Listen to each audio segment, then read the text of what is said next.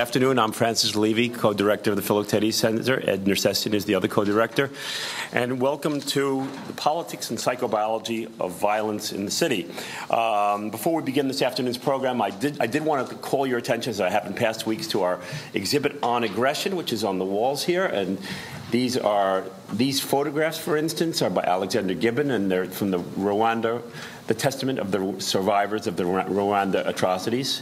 These people have given testimony, and they were photographs of those people who participated in that. And then on the diametrically opposed in a certain kind of way is Margaret Roloke's Paste On. So there are different approaches to the subject of aggression. Joyce Kozlov's collages. We had the very realistic documentary approach and then the abstract approach. But the theme is aggression. And Ed Nersessian addresses that theme in the current edition of Dialogue, our newsletter. This coming week is kind of jazz week at Philoctetes. So on the 21st, we're very excited to have Andy Stein from Prairie Home Companion. Everybody knows I went to camp with him. And he's going to be here. And it's classical violin meets jazz. And the subject is kind of improvisation.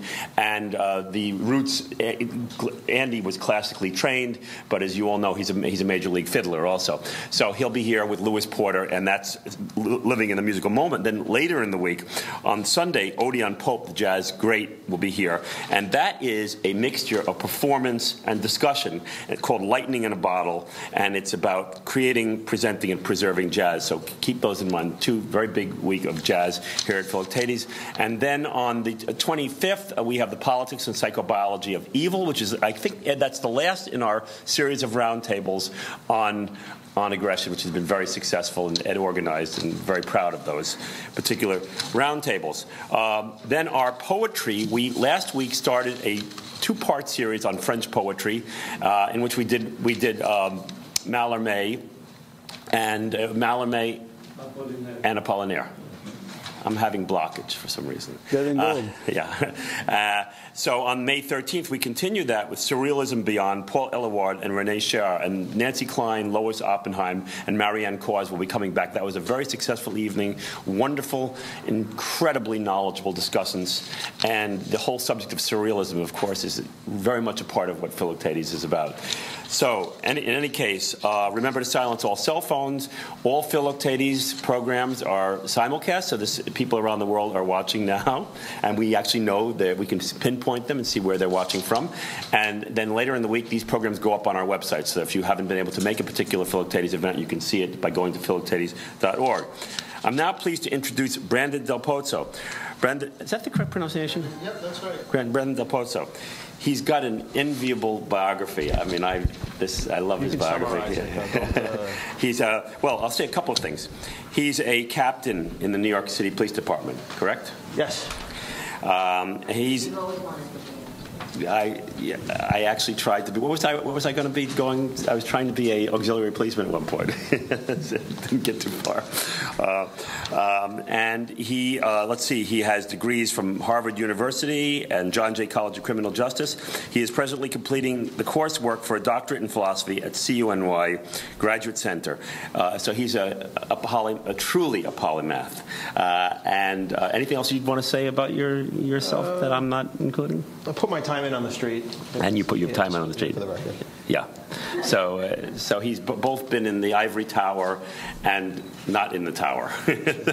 So anyway, Brandon Del Pozo will moderate this afternoon's discussion and introduce our other distinguished guests. And I wanted to say to everybody again that Philoctetes depends on your support. We need your support, and I want to thank our 3 panelists this afternoon for donating their time to Philoctetes. Yeah, thank you for that introduction, and thank you. Thank you.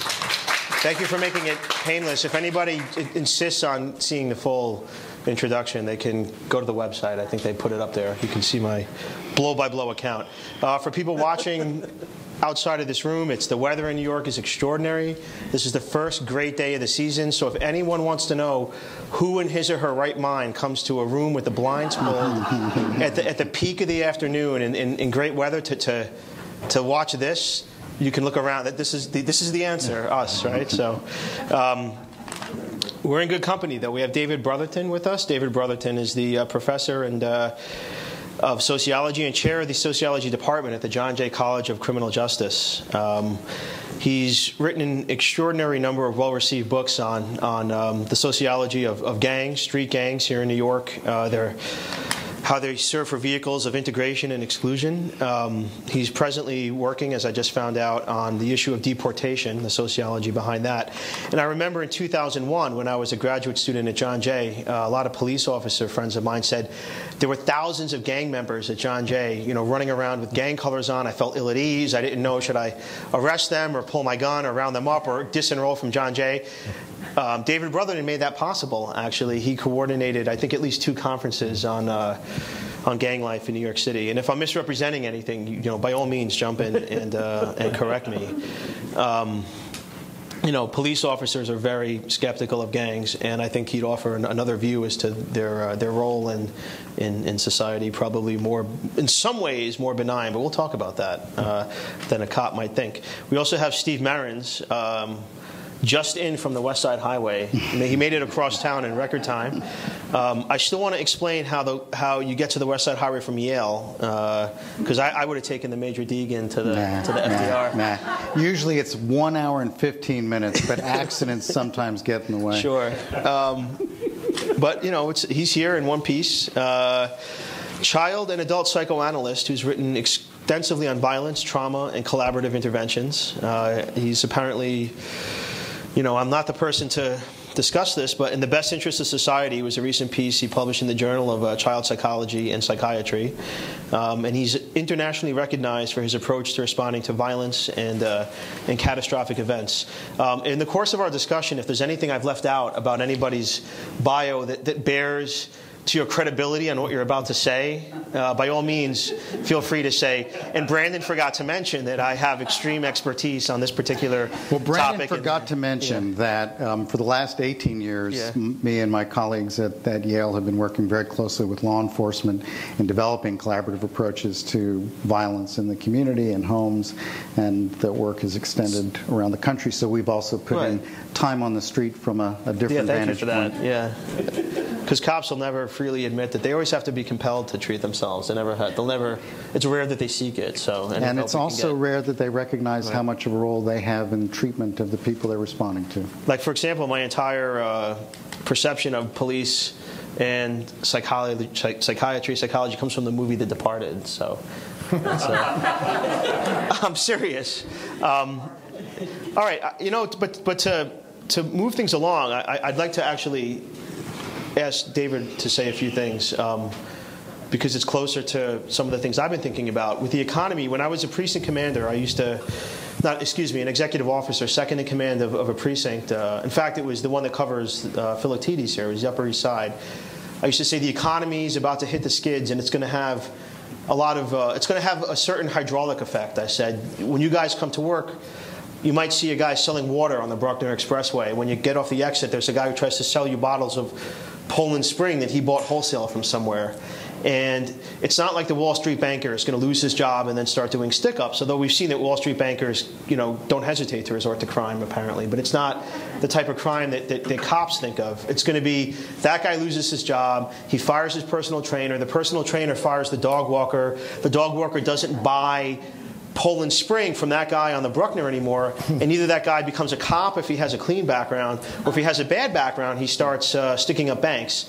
And that is my segue into I think, since you do a lot of work in gang culture, gangs have certain social values, but some of them are criminal enterprises, and I think that to the extent that they engage in criminal enterprises has to, in my mind, have something to do with the economy.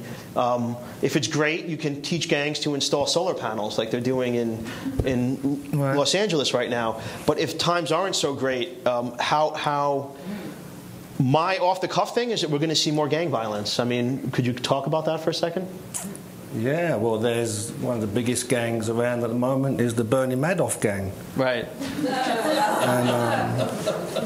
And then there's the John Thane. He was here before the whole thing. I can feel him. I can feel the impulse. No, but I mean, what's interesting about the whole discussion on the economy and the nosediving economy, the economy that I think is definitely headed for depression, is that in New York, for many young people, it's never been other than that, you see. A lot of New Yorkers, we have about a third of the people in New York living on just above or below the poverty line. A good 30–40% of black children are born into poverty. Of Puerto Rican and Dominican kids, it's probably about 28–30%. There's never been boom time for these kids, you see. There's never been that social mobility that we think about in terms of the American dream. And so they've had to exist and make do without and express their hopes and express their aspirations in whatever comes to hand. And sometimes that comes through gang subcultures, sometimes it comes through musical subcultures, sometimes it comes through graffiti subcultures. It comes through many ways and forms. But you see, it's never really been much else for them. If one thinks of what's the biggest thing in the music industry today, one would say it's hip-hop, right? Well, hip-hop comes basically out of gang cultures of the 1960s and early 1970s, and it becomes mass-produced and commodified by corporate capitalist musical interests. So there's this interesting sort of play between kids in gang cultures and sort of oppositional cultures and the official culture, the mainstream culture, the middle class culture. It's always been this kind of strange kind of dialectical relationship. So in a period like in the downturn now, a lot of kids carry on doing what they've always been doing, which is surviving. Now, whether they become more violent as the system gives less or has less to buy them off, if you like, less low-tier jobs going nowhere, less schools going nowhere, less, for a lot of them they go nowhere, right? Except prison. That's why you have 2.5 million people in the system, disproportionately poor and black and brown, But in this period, it's still another period of survival. The biggest problem is not so much what they do, it's what we do, you see? Are we going to look at them differently, them, right? Are we going to have a policy of social integration, right? And bringing them into society, maybe for the first time, redistributing the wealth. Start to dismantling the prison industrial complex. Start to take money away from extraordinary amounts of money being put into the Pentagon and the CIA and all these other social control forces, and put into socially useful capital and socially useful investments through which people can be reintegrated and given some kind of real future, not some kind of plastic future, make-believe future that's never there, and as soon as you touch it, it disappears, right? Because that's what working class and poor kids get all their life. They get promises, and they can never redeem the promises. They go to school on a promise. If you come out of school, you get a promise to go to the next step. But everyone forgets to tell them that if you graduate from some school in the South Bronx, it's not worth as much as the credential from Stuyvesant or Hunter School or wherever, right? Or if you graduate from John Jay with the BA, you forget to tell them it's not worth as much as the credential from Yale or the credential from NYU or the credential for Columbia. And so they get trained for a kind of a mobility, which inbuilt into that mobility are very levelling effects, right? They can only go to a certain level. Now that's the good ones, right? Those are the lucky ones. The least lucky ones graduate into Rikers Island or into Attica or into Sing Sing, and you get this funneling effect from the low-tier schools through the juvenile detention system into the prison. And we waste. Morally, it's completely abominable, right? Morally, it's economically, it's irrational, and politically, it's unpalatable, right? Because all you do is you diminish the democratic project, right? And you waste an enormous amount of human potential, and then you waste an enormous amount of money keeping them warehoused, right? It's a completely irrational system, as far as I see it. Capitalism is supposed to be rational, right? It's supposed to be free markets, and the best person and meritocracy. The way we've run it is completely and utterly irrational. So it's not about what they're doing or what they're going to do. It's what we're going to do. And I think we have to. The chickens have come home to roost, and we're going to have to wake up and, smell the roses or the coffee or whatever the expression is.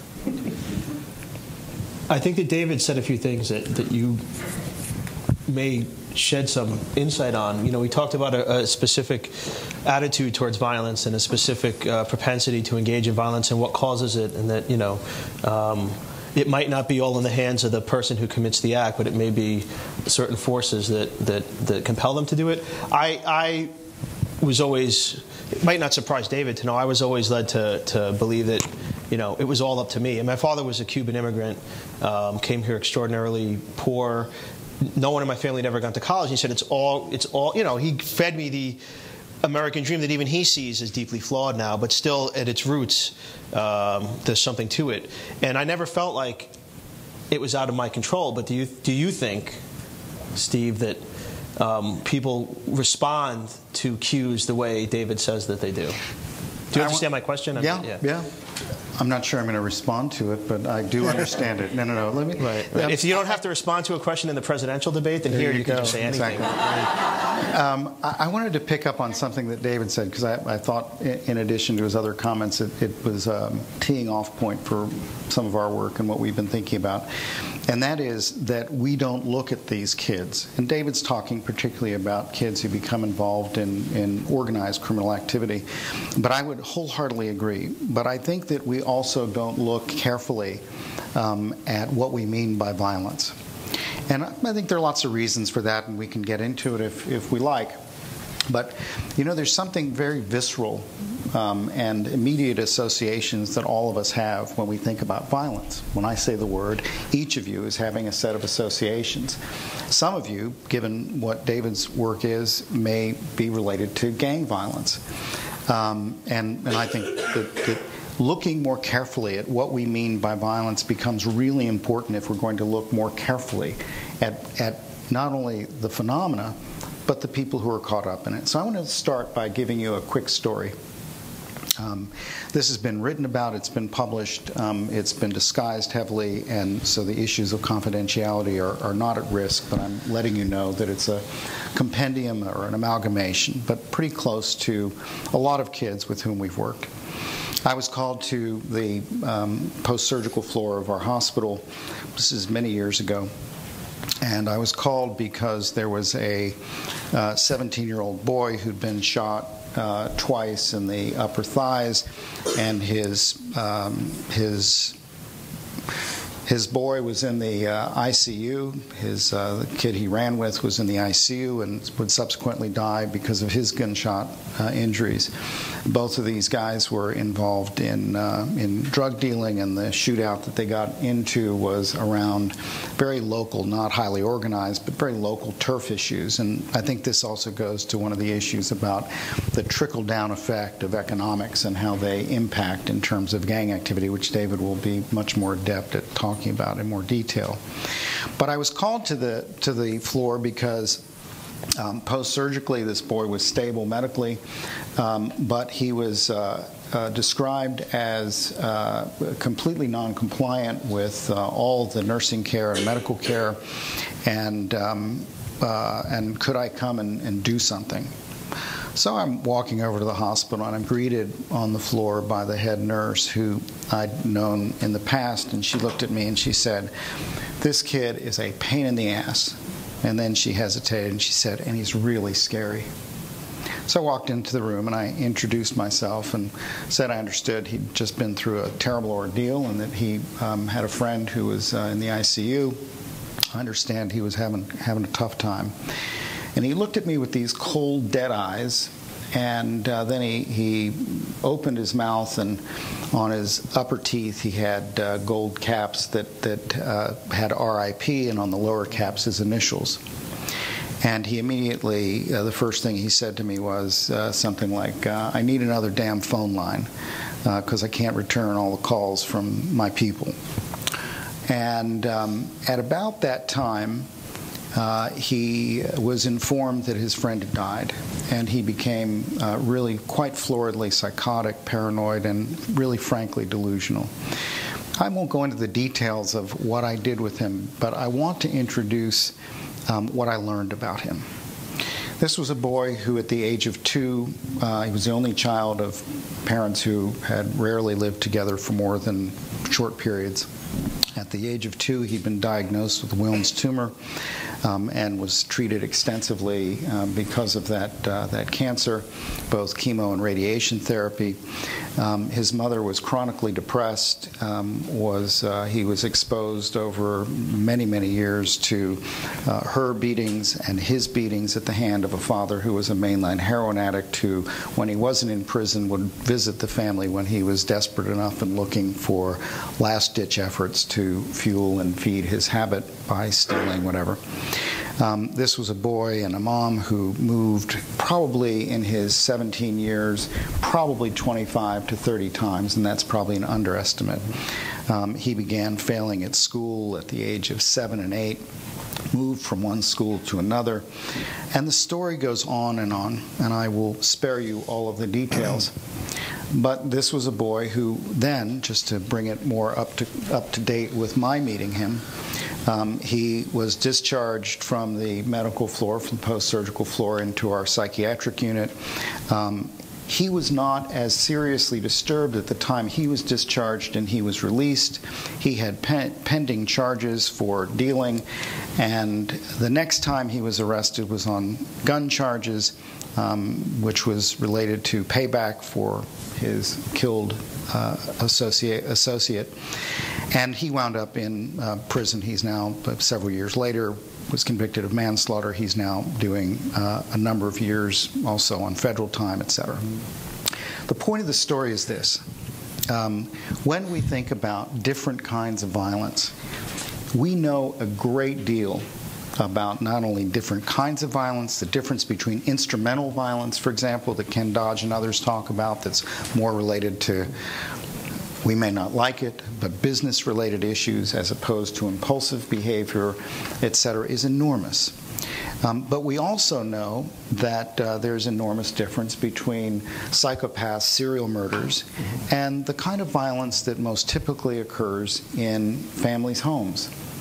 We know about the impact of violence that goes unrecognized, and when children are not seen and heard, when nobody is paying attention to the impact on them, they, surprise, surprise, begin to follow a pattern of failure, difficulties in school, social proactive and pro-social behaviors and achievements.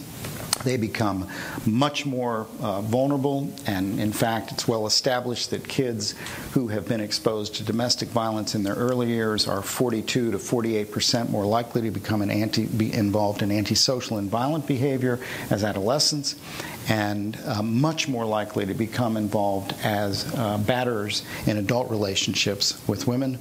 We know that girls who are exposed to domestic violence, for example, are 255% more likely to become victims of battering as adolescents and as adults.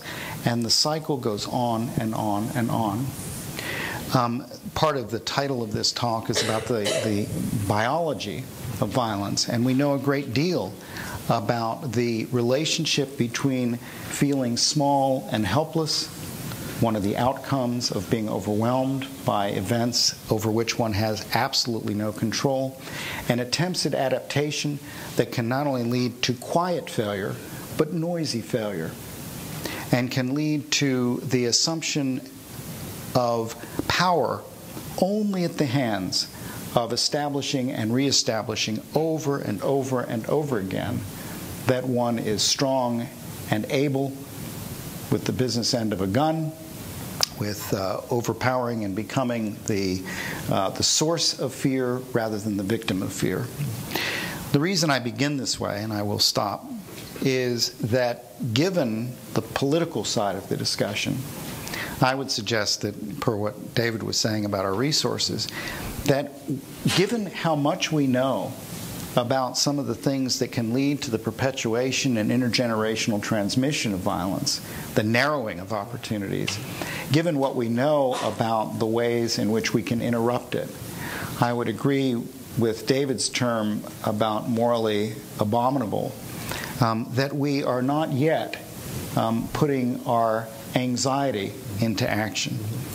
One of the areas and the reason we began working with police was very simple. Most of us in the health-related fields don't do house calls anymore. It's been a long time, but police do, 24/7.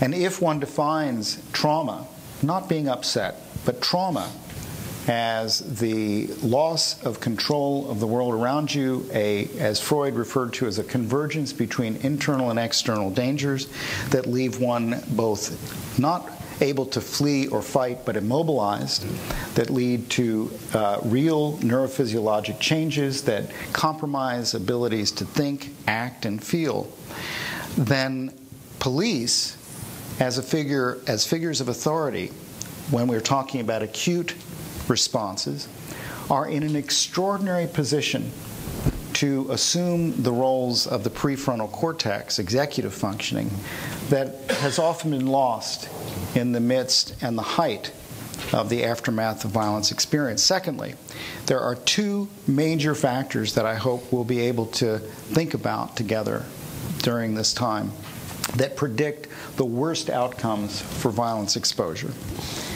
and other catastrophic events. One is the failure of identifying that anything has happened of marked importance to subsequent development and adaptation, and two, the absence of social supports.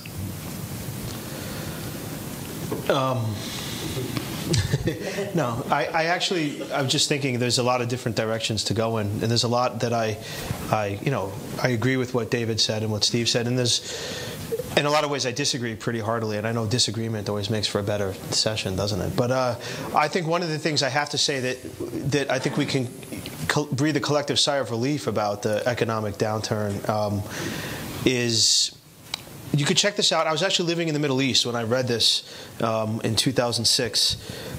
I would read the New York Times every day to see what was going on back in New York and around the world. And there was an article that said that the median, if you were white, married, and had a toddler and lived in the island of Manhattan, so those are the characteristics. So I'll go over it again. If you were a couple and you were Caucasian, and you had a toddler and you lived in Manhattan, your median income was $284,000 statistically. So that's, and if someone can smack me in the back of the head for stating the obvious, but median means as many people made more as made less, right?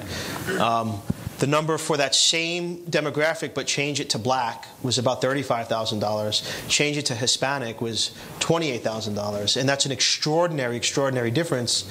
And I think it created a huge amount of tension that hopefully will begin to dissipate. You know, the things that were perceived of as normal in Manhattan, even up to a year ago, were things that I can't help but think gave people a strong incentive to feel hostility towards their environment and a strong incentive to resort to crime to try to bridge some sort of economic gap. I mean, if you walk, the geography changes profoundly when you go north of 96th Street here on the east side. In fact, the NYPD used to draw the precinct boundary at 86th Street, but people in many lobbies, including the real estate lobby, redrew that to be 96th Street, because that's where for the most part, the brownstones and luxury condos end, and there was a profound shift in the building. But these kids that live north of 96th Street every day would see what was going on south of 96th Street, which is just, you'd snigger at a 17-year-old in a Cadillac Escalade with heavily polished with chrome rims, but that's the same Escalade that drops a kid off at the 92nd Street Y, and that's the same Escalade that would idle in the bus stop at the Y, waiting for the kid to get picked up. There was a police problem about the Escalades, blocking traffic, and you'd say, you'd have people who were living perfectly when I say respectable, I know that's a loaded term, but very satisfactory middle-class lives, making merely $150,000 a year, not $300,000, and they'd feel inadequate, and somehow, the joke is on me for going into a creative profession, or the joke is on me for going into civil service, or the joke is on me for getting a law degree and doing anything else but corporate litigation or vetting corporate contracts. And I can only imagine what it would be like for a kid who doesn't have that law degree or doesn't have that college degree, doesn't have anything, who just lives in the housing developments north of 96th Street, which is the most dense set of housing developments in the city. That's the densest. And looking at everything going on south of them and saying, this is perfectly normal. This is what everybody gets. This is, you just show up to work and you get these things. And the answer is, if you don't get it, you're somehow abnormal in some way. And I'm happy to see that although the ramifications are right here in the Philoctetes Center, I know that Madoff handles a lot of the money here. I'm very gratified to see that Wall Street got its ass handed to it, because it reset the expectation of what was normal. I mean, I know that even among police officers and police executives, guys with PhDs, master's degrees, law degrees, were just saying, no matter what I do, I'll never make that amount of money and I'll always be poor. And I guess I'm taking the roundabout way of saying this just intensifies what as you slide lower down that income scale and lower down the scale of opportunity, I can only feel like the feeling like you're being mocked for living the life you live is that much more profound. And hopefully some of that will dissipate. So I don't know how it's going to play out, but I'm hoping to think that, a huge burden is taken off a lot of people's shoulders as people got their comeuppance, so to speak. So that might be an unintended positive effect of the economy coming to a halt, is a resetting of the bar of normalcy. But I can't help but think that if a gang or if organizations center around enterprises, hip hop is in my opinion, I look like a fogey. I'm this, I'm Hispanic, but I look white. You can call me white. Guy in a button-down shirt, but I'll still say that hip hop seems like a very productive enterprise. If you take a bunch of kids and dress them up all the same and put them on a basketball court, they're a basketball team. If you dress them all the same and put them on a street corner, they're a gang, right? So I was just wondering, maybe my question was more benign than you thought it was, but to what extent does the criminal enterprise now become more appealing, become more logical with the sinking of the economy? And you said, no, just let me rebut one thing you said. I can't help but think that if the city is funding CUNY through real estate rolls and the real estate assessments go down, it's just going to have less money. Teachers are getting laid off. Universities' endowments are shrinking. Scholarships are becoming fewer and far between. We're not getting an honorarium for coming here today. I can't help but think that even the lowest guy on the totem pole, even the people you described, were better off in some ways when there was a lot more largesse out there, and there's less of it, and that it's gonna, although the bar of normalcy is set lower, it's still set too high, right? And there's less just free money floating around out there that people can throw it at problems. Well, no, I think if you look at the New York City crime rate, which Giuliani took so much credit for, and as well as the NYPD, because of the new management, Comstat, and so on and so forth. But a lot of it had to do with the economy getting better, many more lower-end jobs. Also, immigration was very important. High levels of immigration actually often leads to a decrease in crime and not to an increase in crime. Historically, it was thought it would lead to an increase in crime because you would destabilise the urban areas where immigrants were moving into, but actually immigrants have the lowest rate of crime of any constituency in the United States. But what I'm trying to say is that if you look at this big thing that we live in, called society, but it's not just any society, it's a capitalist society, right? Society whose ethos and economics is based on making profit from people, right?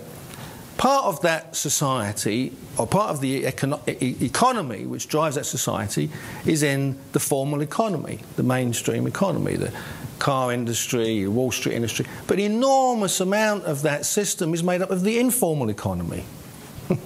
And it always has been. Right? There's people here, I'm sure, have, child carers, they're not paying their social security on, they're paying them, they take their cars to get done and they're giving the guy $200 and, you know, it's not going to go to, you know, be given to the IRS. And we know this, right? And we know that in the poorer neighbourhoods, much more of that economy historically has always been much more in the informal economy because there's no economic and social investment deliberately in those areas. There was a system called redlining in New York City, right, which was outlawed, I don't know when, in the 50s. But, I mean, there's still been, if you look at where money's put into the schools and you look at where money's put into starting small businesses, there's whole swathes of the city that are going without. East New York, it's always the usual places, East New York, the South Bronx, Spanish Harlem, right? If you look at where prisoners come from, right, 80% of prisoners in a New York State system come from 5 or 6 zip codes. The same bloody zip codes that we starve of investment for year after year after year after year. There's nothing happenstance about this. It's not an accident of nature. Right? We do it. Right? And the oddest thing about it, and it gets back probably to Steve's bit of social psychology, that I would say that a number of us actually get off on doing it. We get off on being vindictive to others. We want to keep them down, you see? Because if we fall, we've got a hell of a long way to fall down to. Because our system is so stratified, it's so hyper-stratified now. You can't even compare the United States to other countries in the first world. You have to compare them to the third world, right? It's an extraordinary kind of thing. So don't you think that whole sections of the upper middle class, you know, were actually quite happy that the prison population increased, that it was them going to prison, right? Because at least they won't bother me anymore, and they bloody well deserve it anyway. They're no good. So, you know, I mean, I know I'm being stereotypical here, but there was this thing. You didn't get off. It was a cultural thing. Right? Bush was a cultural thing. Lots of people believed in Bush and what Bush did. We allowed torture to happen. Right? This whole thing, this abomination that we read yesterday, most extraordinary thing, read it over and over and over again, that a society like this in 2009, right, a so-called first world society, could agree to this? Right? Rationally? A professor from Berkeley? That you could just waterboard people, or you could throw their heads against the wall, and it was normal. I mean, there was a few disagreements, but it was normal. Or you could take people from Canada and have them tortured in Syria. I mean, this is extraordinary. I think that we've got into this very sick, pathological society, but it's not sick from the bottom up, it's sick from the top down. I think you've had people running this ship, really, that are so distant from their subjects, from citizens, ordinary people, for so long, and have gotten away with that. Democracy for them is a nuisance, really. They run the thing like a dynasty, like a fiefdom, like it's theirs. It belongs to them. And a few times, every few years, we get in on the game and we go and vote. And when they can't win it legitimately, they steal the vote. Right? They use the mafia, their own mafia, and they make sure the boxes disappear like they do in the third world. This is what they've been doing for years. Right? So they've sold it to us. They sell it through the media. We have these moguls. The media's been hyper concentrated, and they get these shock jocks to come at us 24/7, be it Limbo or Henrietta, whatever their name, and just shock us all the time, going for the lowest denominator, right? Using celebrated cases, black welfare women, black racists, rapists, you know, brown drug dealers, right?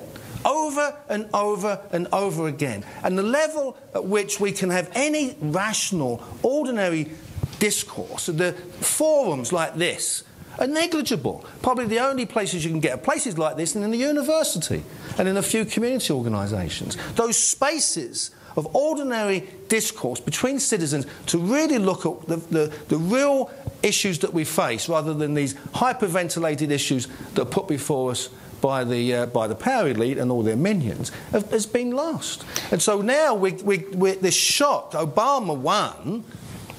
Right? Obama, I like Obama, but he's no great lefty, for Christ's sake. But he won because for once, people just couldn't stand it anymore. I mean, and because the system was imploding on so many different levels, socially, morally, economically, and so forth. So the sort of situation we're faced with, I see these kids really as kind of the canary in the mine, right? They're barometers. Both your example and what you have said and Steve's example have to do with kid, in his case, with a kid who came from an environment that it's difficult to imagine that he would have been able to pull himself together and manage better in his life. But the guy who's throwing the prisoner against the wall or waterboarding him didn't necessarily come from that environment. No, absolutely. So what allows for that? Well, I think in terms of violence, and Stephen can go back to it, but I mean violence, so many of our social interactions and the way we understand each other culturally, right, has been kind of, refracted through a violent lens. Right? Violence in the media, violence in interpersonal relationships, violence in terms of rules and regulations. Right? It's so easy to get picked up as a young person, as a poor young person. There's so many laws you can break now. If you stand, as he said, you stand on the street corner and you have the same colours, you're a gang. Why? Why can't you be a football team? If you stand together on the Upper East Side and you're standing in blue, I bet you're seen as a hockey team. If you stand in blue in central Harlem, you're probably members of the Crips, right? And it can be completely wrong. It completely a misrepresentation. But so much of the way we've seen each other interacted with each other is through a violent lens. It's not just violence in terms of personal, but symbolic violence, representational violence.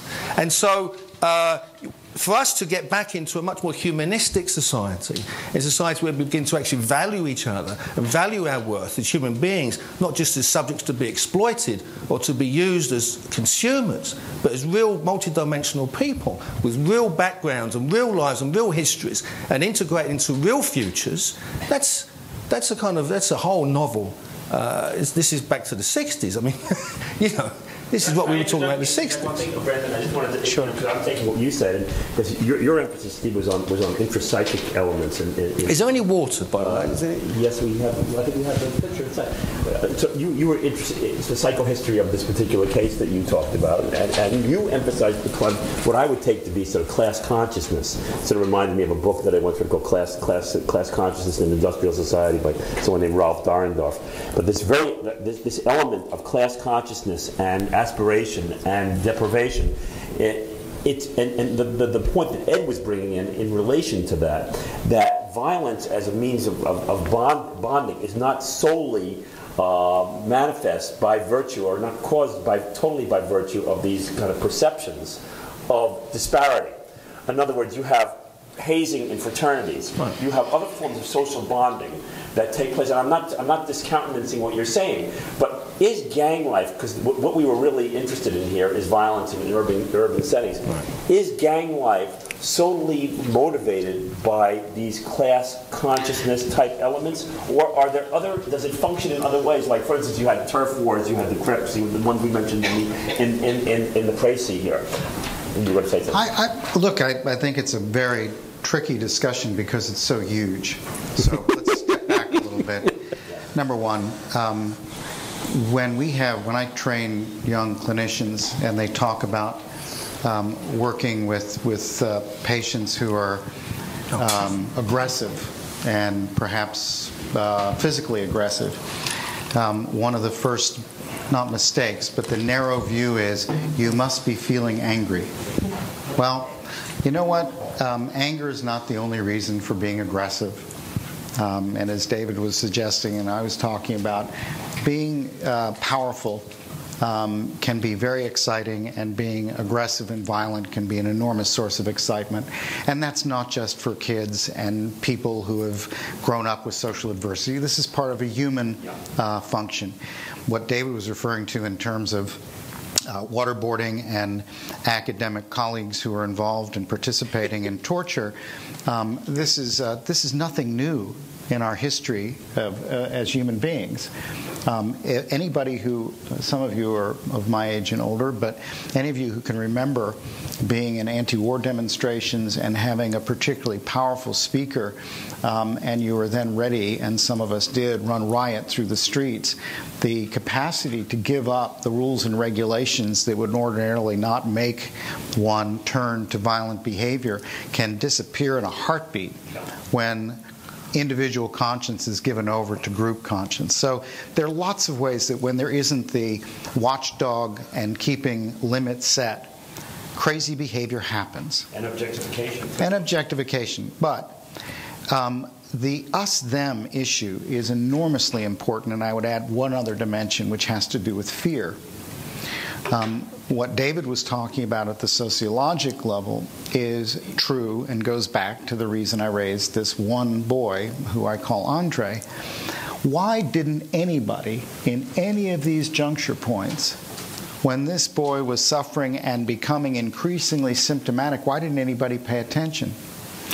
I remember in part of my training in our work with police, going on a part of what all of us are trained in basic policing and spend hours and hours and hours in ride-alongs and formal training, etc. But one of the best examples of training was getting a call for domestic, and there were two young cops on the porch, and this woman had been beaten. She'd been cleared medically, and they were now trying to take a report. And he's screaming bloody murder about all the nasty things she's going to do to this son of a bitch who just beat her once again. And suddenly there's a call that comes over the radio, 109, shots fired. And these young cops look at their sergeant, who I was with, and they say, "Sarge, can we go?" Mm-hmm. And they wanted to beat it out of there as quick as possible to something more exciting. And at that point, the sergeant stepped in, and he looked at this woman, and he said, "You must be so worried about your kids." And sure enough, there was a 4-year-old and a 2-year-old grabbing her leg the entire time that she was screaming, and this was after they'd witnessed her beating. My point is that we turn away and we emphasize us versus them, which I think then fuels and becomes a much broader political and class and social issue, when what we are confronted with is unbearable, where what we're confronted with is our helplessness, which I think goes to the prison thing, and the relief that you were talking about. Some of us say, "Oh my God, build more prisons for nonviolent offenders, oh good." Other people would say, "Good, lock them away so I don't have to think about them and I don't have to be afraid," even if so many of our current inmates are not legitimate sources of fear. I think that there is part of the human condition, a turning away from the things that are most disturbing and most distressing. And this is one of the things that prevents us from stepping back and thinking about, well, why do we turn away? Well, one of the reasons is if you can't be active, if you can't do something in the face of overwhelming horror, what do we want to do? We want to close our eyes and our ears. And this impedes our ability to put into practice some of the things that some people who have taken the blinders off have developed as ways of increasing visibility, increasing opportunity, particularly for those individuals who are not able to get what they need to put them on the most positive, solid ground for engagement in personal mastery. And by the way, last comment, poverty is not in and of itself a guarantee for social failure. And I think that when we don't get close to the details of individuals' lives, we can't look at and we begin to talk in broad terms. And David, you mentioned schools and the distribution, and I completely agree, and it's a political fact.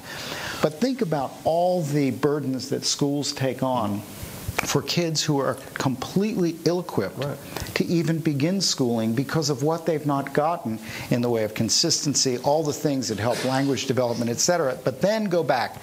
Damn it, if kids aren't able to get what they need at home, what are we as a country, as a society, doing in recognizing what's needed in the absence of what isn't there?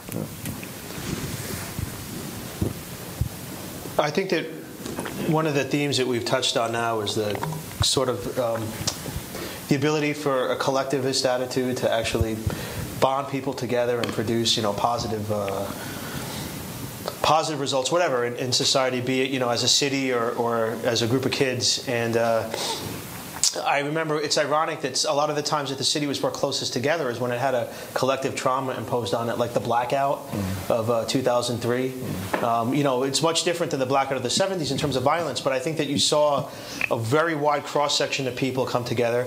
I was at Ground Zero on 9/11 when the buildings fell, and that was a collective trauma that was imposed on the city where, for that second, so many things were erased. I know, class differences, race differences, and they genuinely were, even if it was just for a few hours.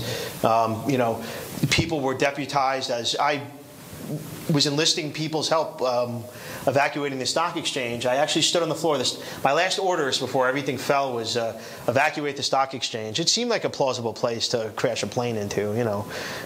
Some of you would have preferred that, I assume. But I'm standing up there now, so still sort of a rookie cop, and I'm standing on this folding chair with this riot helmet on, saying I'm Officer Del Pozo from the 6-7 precinct. I was assigned to East Flatbush and brought into, immobilized into Ground Zero. And at first I thought it was ironic that an East Flatbush street cop is doing anything authoritative to the stock exchange. But some guys in the back of the floor were talking, and this really patrician, gray-haired guy in a gray suit with a nice tie said, "Shut up, this cop is talking, we're going to do what he says, and I don't want to hear anything from anybody." And it was amazing how everything was turned on its head that day, but it was a trauma that had a leveling effect, and I just wanted to throw that out there. But I'm gonna unlevel what you're saying. By all means. Because what people use this term trauma in a way that is so broad that we lose the significance and lose the opportunity to use it as a roadmap. So that I don't question that the city, the nation was traumatized. But most people recover from traumatic events. But the numbers who don't is very significant. Now, one of the things that's fascinating, and there are myths about this, most people think that the people who are most vulnerable and were most vulnerable to the traumatic events of 9/11 in this city were firefighters and cops and EMS. It's not true. Most people believe that the second group, and I'm leaving out people who lost lives of loved ones, but the second group that most people believe were most vulnerable to trauma and greater difficulty in recovering were the people who saw horrible things. Not true. It's not as though these groups weren't affected. But the people, and particularly children, who were most affected and had the most difficult time recovering were the people, aside from ones who lost loved ones, were family members of first responders. Because for them, what 9/11 did was become a realization of the worst fears that they have about every time their mother, brother, husband, father, sister, uncle, etc. goes on a tour of duty. And for those, every time somebody was putting on a uniform, it was a long time before the recovery process could be achieved, and where the immediacy of the worst nightmares coming true could recede more into the background, and that's still taking time. So I think that this idea of the collectivization, it was an opportunity, and we saw it very briefly. And it is, going back to what David was saying, it was an opportunity for us to join together because there was no us and them. It felt like all of us. The problem is, and I think this links in with the notion of torture and how can people turn to, such barbarity, et cetera, where does the humanity go? And I think one answer is really quite simple. And it was, I think, demonstrated in leadership, that at one moment you had the idea of everyone coming together and feeling like a community, feeling like a collective. And the next minute, what were we hearing? Revenge, taking action, and that it's not as though action isn't needed, and sometimes revenge is also strategically useful and important. But what we saw a diminishing of was the capacity to help a nation heal. And so when you think about what could justify our colleagues from being involved and participating in torture, you know, one answer is, I'm being active. It sounds simple. When we hear about soldiers committing atrocities, we should not be so terribly surprised if the most basest of instinctual wishes and impulses get released when terror is at its greatest and overwhelming. I wanted to say two things that I think you might want to pick up on. I spent from 97 to 9/11 basically, so 4 years patrolling East Flatbush, which is probably one of the zip codes that sends a lot of people to prison. And I had a steady partner after a while, and we patrolled the very formulaically. We'd end up doing the same assignment every day. When you call 911, we're the guys in the police car that show up. And we'd always say to ourselves, you know, we knock on certain doors a lot. We come to certain places a lot, but for every one citizen that we're visiting, there's 9 or 10 that we never see, or more. I mean, I'm just throwing out a number that we have no occasion to deal with, and that I think lead lives of reasonable lives of dignity. And that goes back to what you were saying about how poverty is not a surefire. I forget your exact term, but it's not a surefire recipe for hopelessness. It's that maybe you were being overbroad and or too gloomy in the picture you painted, and there occasionally, usually when I saw the victim of a property crime, it's a guy who had stealable property to begin with. So sometimes we even said, at the risk of sounding patronizing, like these guys. There's one man, I remember him, like he had so much dignity and so much pride, and came out and he was actually just like ashamed to have to deal with the police. You know, his life is not about that. And we just said, you know, what would it take for 9 houses out of 10 to be filled with a guy like that instead of, you know, whatever number actually prevailed? And I think that's the one thing I'll always say. Actually, this is probably the overarching point I wanted to make, is that the difference lies in a surprisingly small margin. And I always said it this way.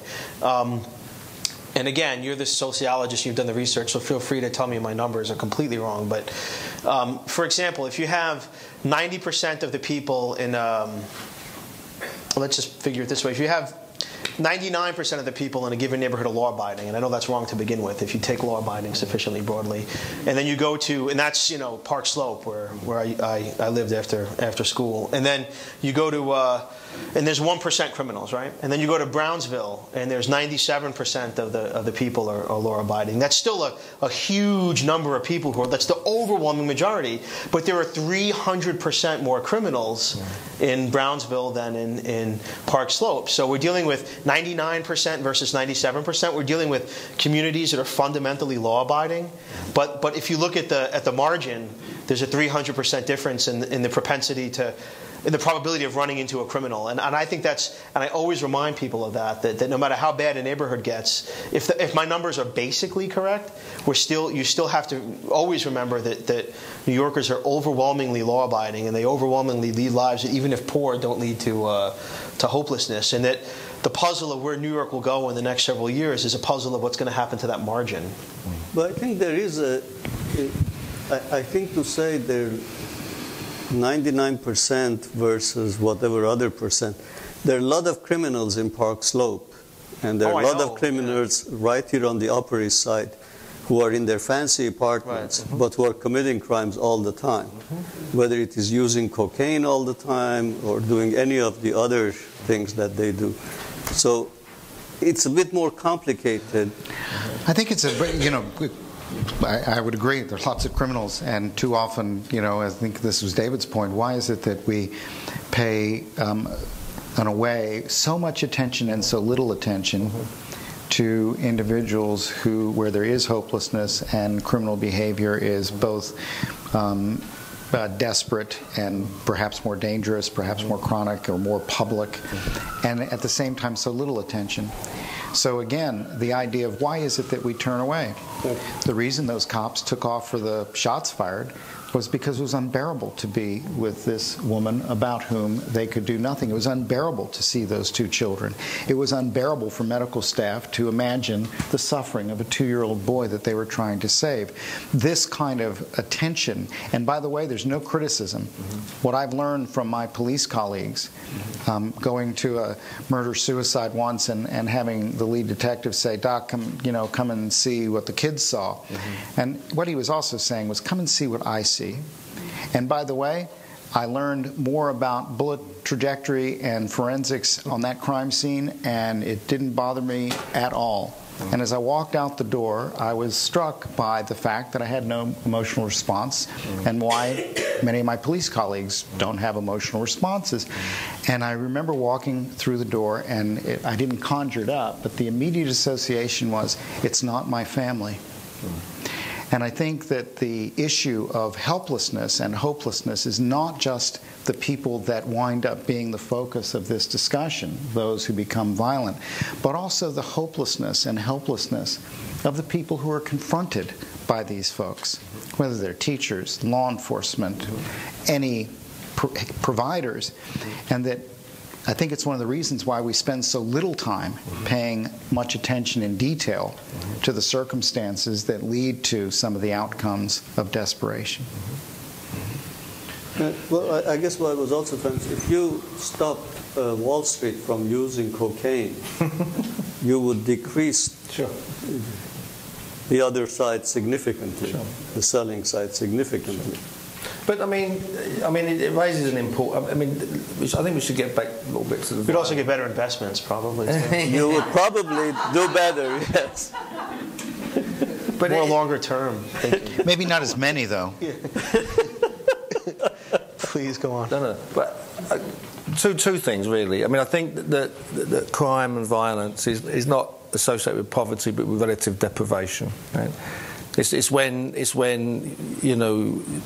poor neighbourhoods juxtaposed to very rich neighbourhoods, or people living in poor economic circumstances, are still saturated with the cultural values of capitalism, of conspicuous consumption, of buy, of success.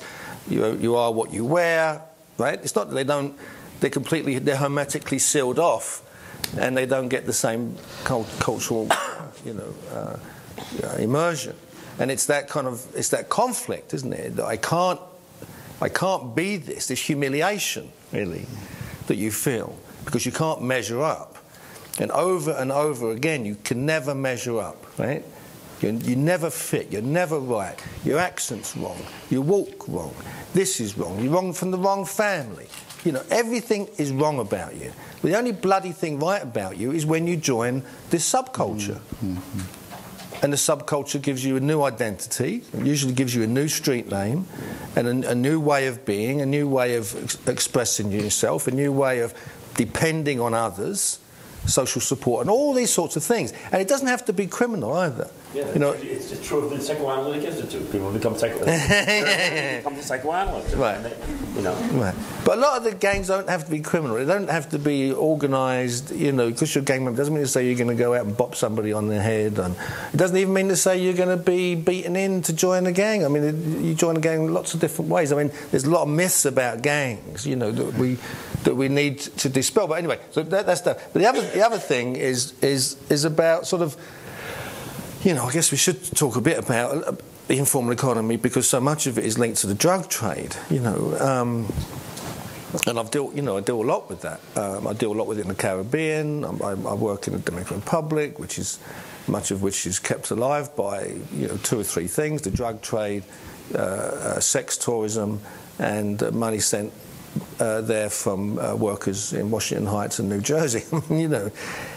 Why is it now that the drug trade has become so important for, global capitalism? Why? And what's the impact? We see the impact. We see the impact in Mexico. We see the impact in Colombia.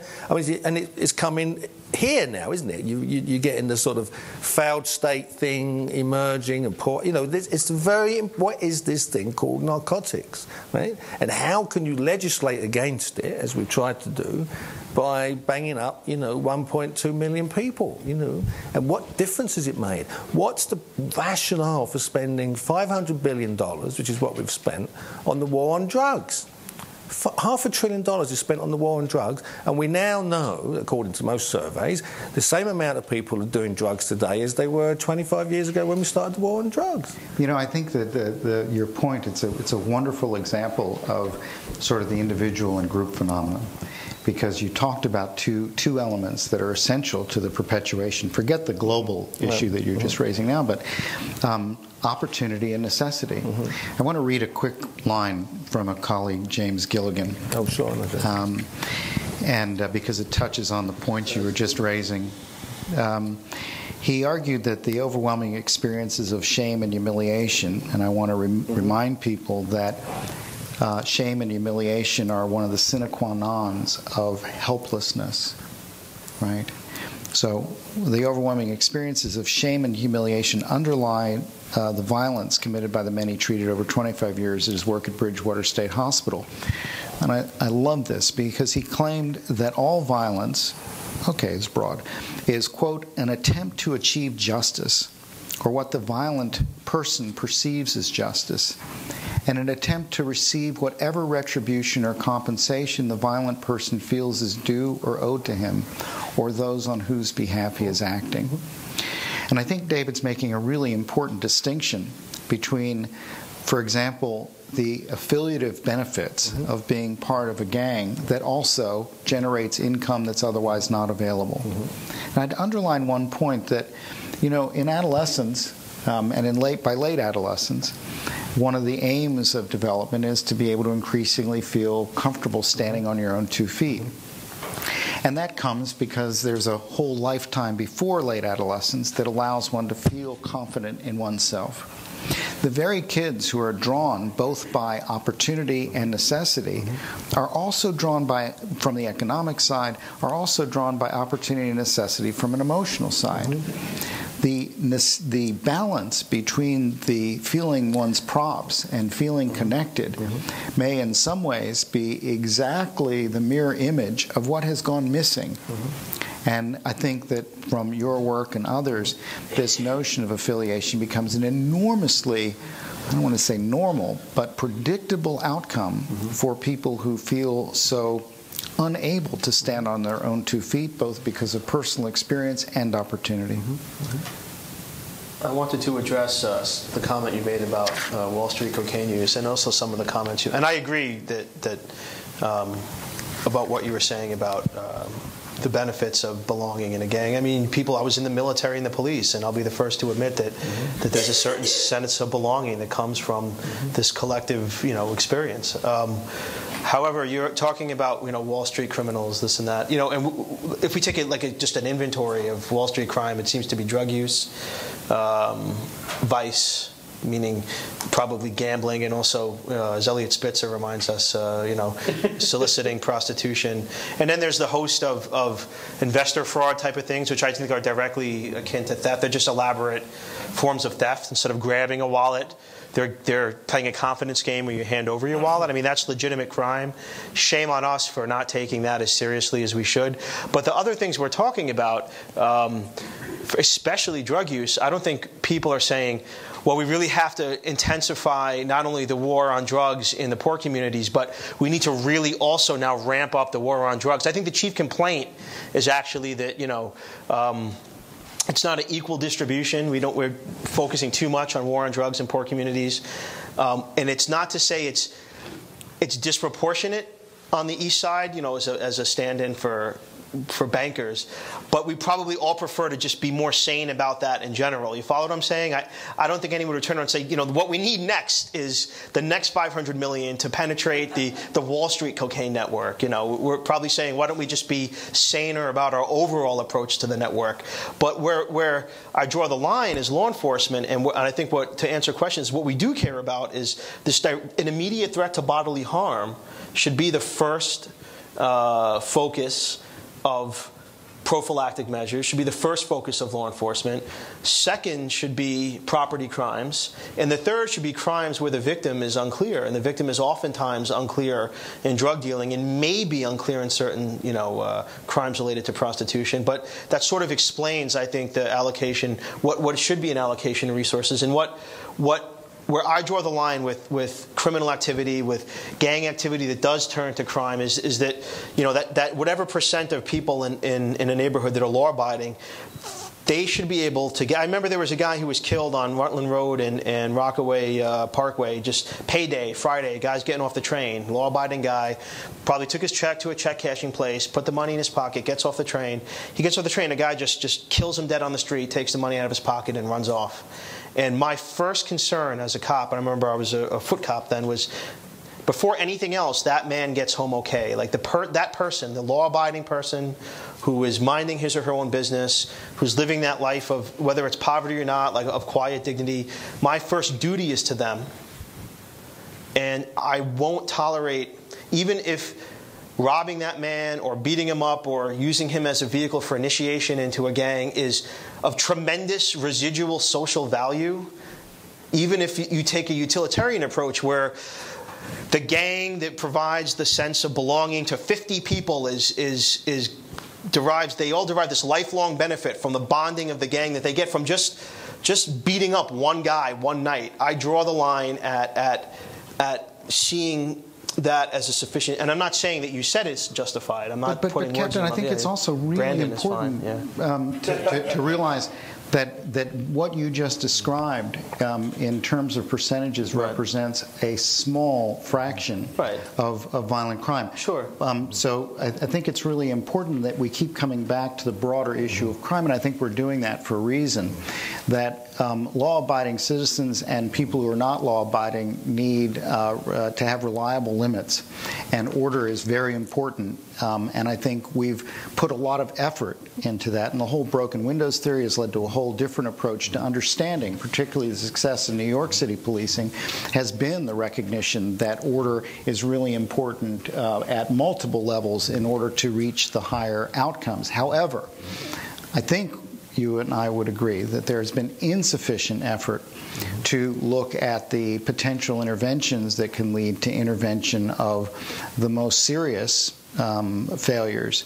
And so, for example, 30 to 40% of all police calls for service in this country are domestic violence calls. Now, we've tried mandatory arrests. They've had limited success. But we also know that some of the most successful decreases in the recidivism of violent crime, because often the most frustrating things for officers is they keep going back to the same address. And one of the most successful interventions has been when different providers join forces and offer, mostly women, battered women, more of what they need based on what we know. I'd like to say one thing, and I'd be glad to hear your comments. I'm for the police having a narrower and more truncated role in society than they do now. I think that you're absolutely right with what you're saying. I fear everybody's natural reaction is because the police are the people who go to these locations and meet these victims and members of society every day, that we're the point of delivery for various services. No. I'm not saying you'd say that, but I see it, people, why can't when domestic violence happens, why can't the police do something about that? Why can't the police address this issue? And I always feel like I'm happy to say that we're not that good at certain things. And I think the tendency for the layman is to grossly overestimate what the police are good at. They're very good at controlling physical spaces. You can't enter the space. You can't enter the space. You have to leave the space. You can, we're good at that. We're very good at after something horrible has happened, isolating that physical location and mediating what has happened, or stabilizing that piece of geography so that an expert agency can come in and mediate an effect. But here's one of the problems in the approach, because I absolutely agree. It's always the cop's fault. When crime spikes, it's the cop's fault. When there's a shooting, why weren't you there? Well, anybody who's ever fired a weapon knows how quickly you can loose a few rounds. So, and it's absolutely true. But in programs, we've been doing cross-training coordinating with police and bringing mental health and others together with police.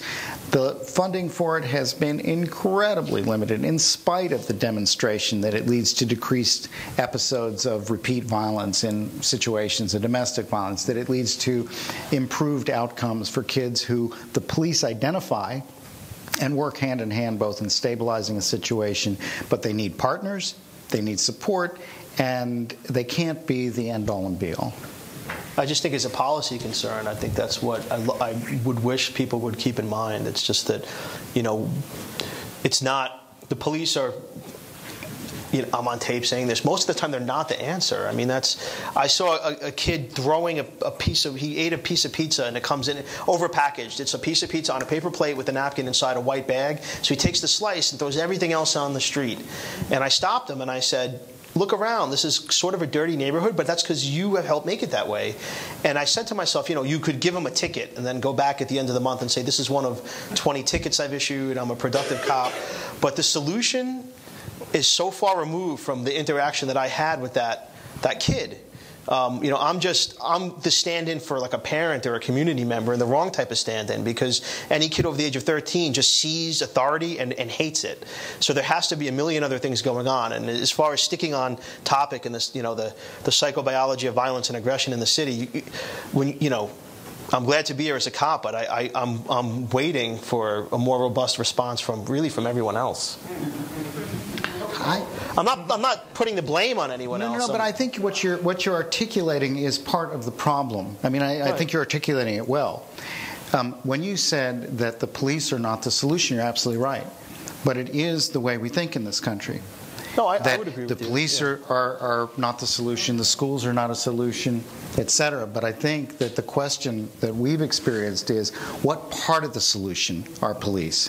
What part of the solution? And if you don't stop the kind of silo response, the isolation of these different agencies who are so concerned about the same phenomena and often the same people, then we all wind up feeling overburdened.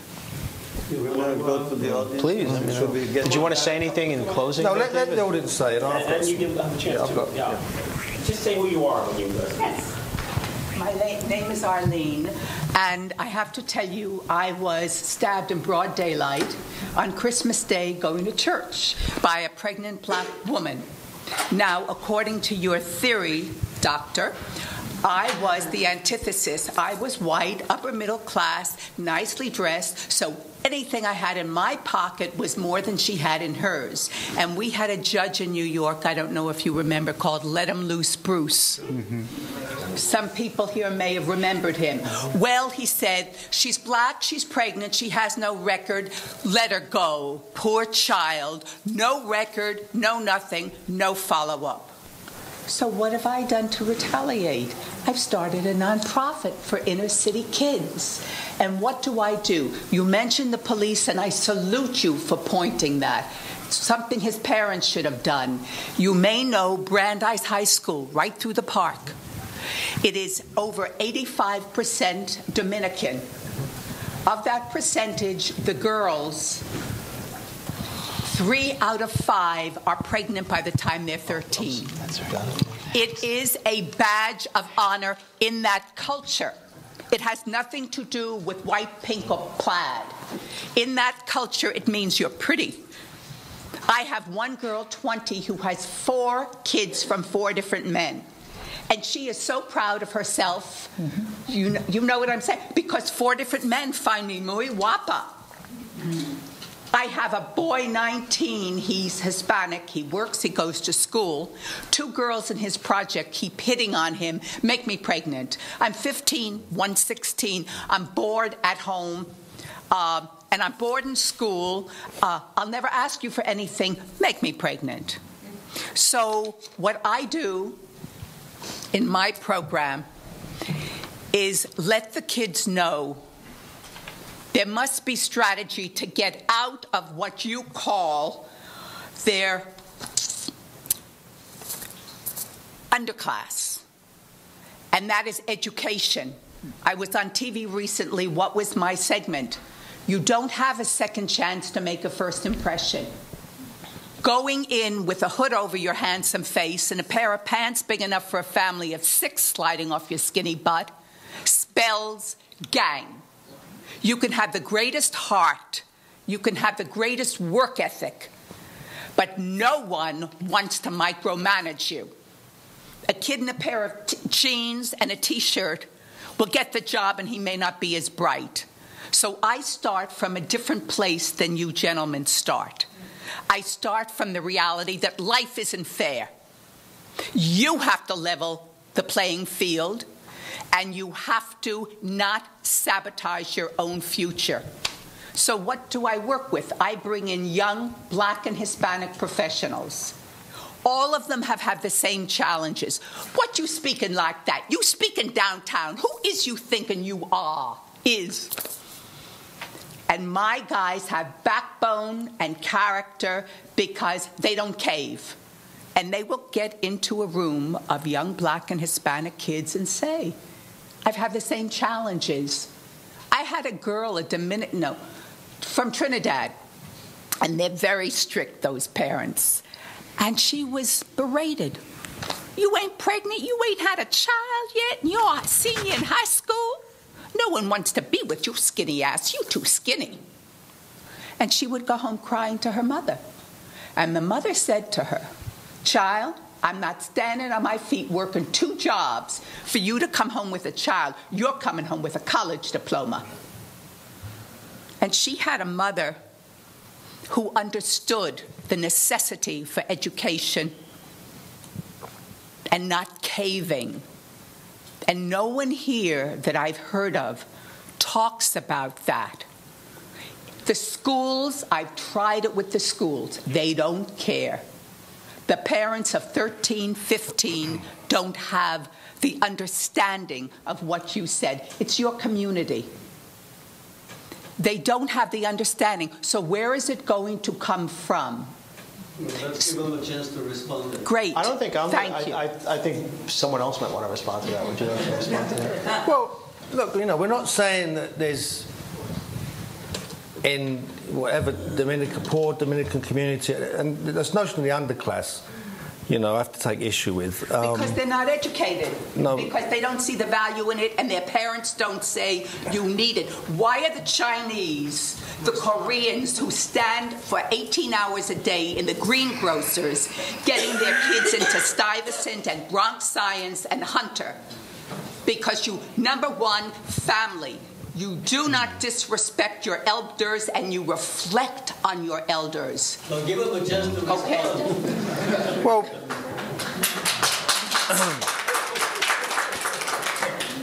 across the ethnicities, there's various levels of social mobility. People, in this country, the Asian miracle, right? And they look at Stuyvesant and they say 30% incoming class are, but it's very different. If you're Vietnamese Hmong, you're also Asian, and your mobility rate is very, very low. If you're from different parts of China, you don't have the same mobility rate as people. I mean, it's it's complex, and class issues and cultural issues and all kinds of issues. When you came in, who you came in with, what your family support was like, the reception that you received when you came into a certain city, be it here, Los Angeles, San Francisco. I mean, it varies, and it's very nuanced. The issue of the underclass and this whole notion of the underclass is something I find very destructive. It comes out of originally sociology. William Julius Wilson, who wrote about the black underclass and that they were so distant from everything, socially, economically, and politically marginalised. And it became a kind of a phrase that you could fit all kinds of people who didn't fit into the usual class structure of American society. And it became a kind of reason why they're in prison. Oh, they're in prison because they're from the underclass. Oh, they're pregnant because they're from the underclass. Oh, they're going to be deported because they're from the underclass. It was this throwaway class that we apparently didn't have before. It just suddenly emerged after 1960. around about late 1970s. And it's a real problem. It's a real problem in thinking about who these people are, what the context of their lives are, and that is there this group of people that are so marginalised and so desperate and so apart from the normal economy? Well, I don't think that's true. I think if you go into any housing project, or a lot of housing projects, you'll see a lot of people working and going to work in very low-tier jobs. Some of them on the books, some of them off the books. But most people are struggling to make it from week to week, right? With tremendous amounts of innovation and agency to get through the day, and so on and so forth.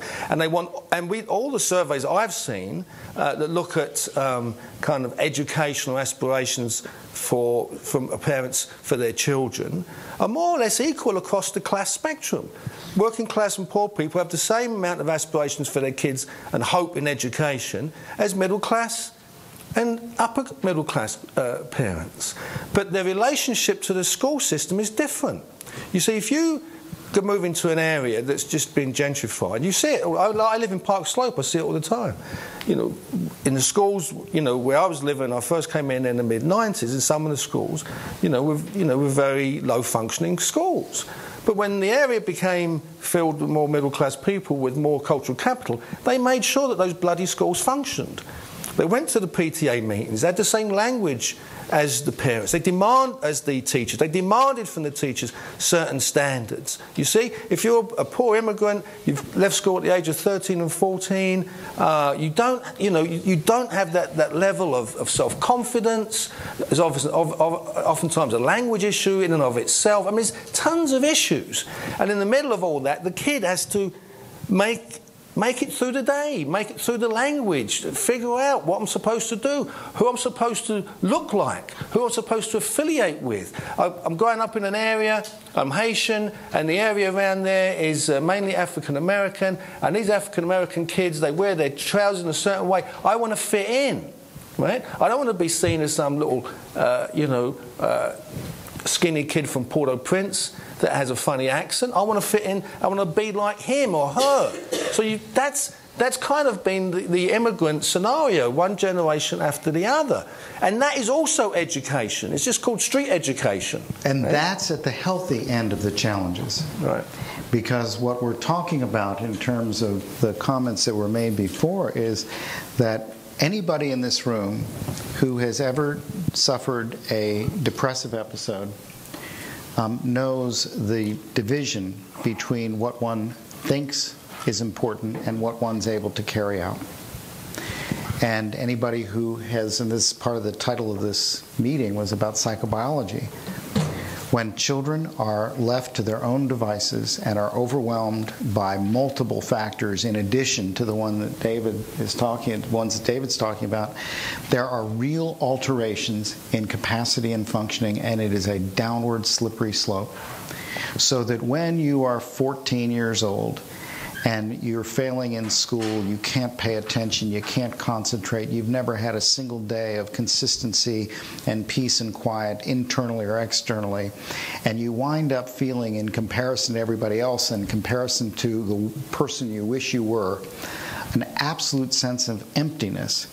It is not so surprising that being filled up temporarily and being able to experience one's power as a young parent until the demands start being greater, that this is a terrible and unfortunate outcome, but it's not one of will. And I think that we know about some of the things that can interrupt these cycles, and we have a responsibility. This program is a great example, but there are many other interventions that can help begin to interrupt. And at the level of some of the work going on in looking at the immigrant status within adolescence in particular, they're at multiple levels. It's not one answer, and it's based on an assessment that really embraces the complexity of the issues we're talking about. I said in the beginning, though, if there's any unexplained expertise that went unmentioned, you should bring it out. So I went to Stuyvesant. And it made a profound difference in my life. I really think it made an immeasurable effect on my life. And looking back of how it was possible, I mean, the odds are like 1 in 25 that you'll get in, just by odds alone. And looking back at why, let's say, I was able to get in versus, so I never took a prep course. My parents said, you'll get in because you're smart, not because you took a course, which now to me is like crazily counterintuitive. But I remember I came from a household that valued education, that knew about Stuyvesant, that there were, in my junior high school in Bensonhurst, Brooklyn, there were 4 kids, 3 Chinese and 1 Korean, who were obsessed with Stuyvesant, and I was friends with them because the other kids would just deride us for getting good grades, and I learned about what it took to get in from them. I mean, this is a very arbitrary chain of events, and what I'd like to highlight is that, just aching to bring political philosophy into this, that there's this idea of the natural lottery, and that's that who you are born to. Who you are born to as an infant is an entirely arbitrary outcome. The parents create the child, but the child never asks or has no role or no say in who his or her parents are. They're introduced into the world, and they're introduced into Bensonhurst, and they happen to go through a course of life that yields the outcome that I described. Or they could have just as easily, it's just a random sperm and egg combination, been born into a place where there's no incentives to pursue that goal. And our goal in terms of policy is to ensure that as far as that child is concerned, the arbitrary or unjustified or unfair outcomes that influence their lives are mitigated. I mean, that's, I think, the overriding policy concern. Is we don't want unjustified arbitrariness in what's available to a child. One thing I just want to say, and I think it's important, and it relates to violence. And you have to think about the trajectory of the United States over the last 30 or 40 years. And it's very particular to the history of New York City. How did we move from a war on poverty that was started in the 1960s to a war on drugs that started in the late 1970s? What was the political, social causation behind that? And this is terribly important, especially for New Yorkers to understand, because the war on poverty, which was started by JFK, came out of the mobilization for youth, which was a policy that began in the 50s in New York to combat gang violence in the 1950s. And it was written up by a social worker and sociologist called Dick Cloud, who was at Columbia, and became much more integrated, much like Steve is talking about, integrating neighbourhood services, integrating, all the different agents in a child's life to diminish and to lower the levels of violence through changing opportunities in different neighbourhoods. And Kennedy picked up on that very successful policy and very successful campaign, and brought it to the White House and launched the war on poverty, which was carried on by LBJ. Right? Mobilisation for Youth was shut down. Cloud was picked up by the Red Squad, which was an anti-communist squad left over from the Palmer Raids of 1919 in the NYPD, and almost didn't get tenure at Columbia. He's one of the greatest sociologists of the late and criminologists of the late 20th century, because it was too successful. What did it do? It mobilised people. Right? It told people that you're the solution to your problems. It empowered people. It got them thinking about themselves in a non-fatalistic way, to transcend their neighbourhoods and change their neighbourhood and change their bloody lives. Right? Right? So and you've had this in this country, anything that mobilises people on a mass way for collective empowerment is shut down. Why? And it was replaced with a bloody war on drugs and 25 years of government through fear, right? Which is what we've just come out of. It's like coming out of a nightmare, you see? And we're living with the residues of the nightmare. The prison industrial complex, wars in Iraq, wars in Afghanistan, wars all over the damn place, massive budget that we can't control in the Pentagon, It's like, why did this happen? How did we allow this to happen? And of course it fucks up people. Of course course it perverts young people as they try to make their way in society and try to look to adults for meaningful role models and behavioural, ways to interact. Of course it does. Now, I would just want to say, as usual, I like to bring it down to the concrete and what we can do, because sometimes these issues are so large, and then it leads to that feeling of helplessness. My name is Kitty, and I'm an attorney. I work for the City of New York. I'm in trouble. No. I'm such a wonderful. This is such a great panel today. I appreciate all of your contributions so much. I wanted to ask, for children who are being abused and parents who are abusing their children and beating their children, where is the sense of justice in the mind of the parent in that case? But that's just a small part. But the bigger question that I have for you is how to heal these children on a concrete basis, not in the big generalities, but what are some treatments that work with children who have been abused terribly in their childhood? What did you mean by justice? Because you had the comment of you commented that. Well, I think that it's actually links to something that Brandon was saying. I like your point about the randomness, except that we actually know something about where things aren't random, and the repetition, which goes to this notion of the quote from my colleague about the seeking justice, right?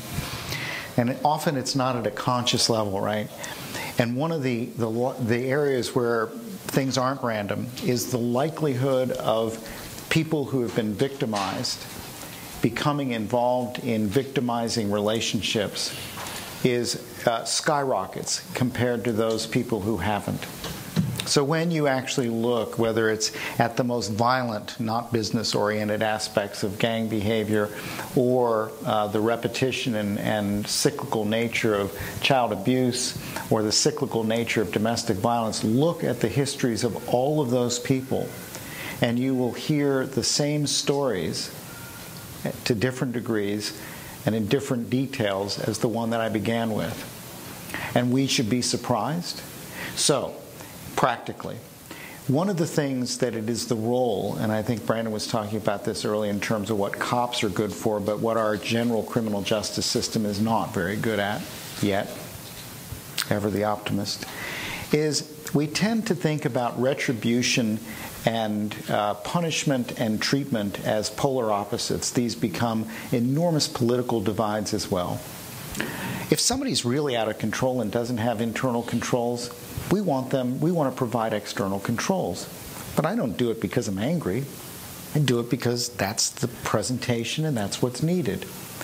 When parents are abusing children and can't stop themselves, they need to have the brakes put on. The problem is that too much of our interventions are so driven by our horror and by our rage that often the first thing we want to do is to yank the kids.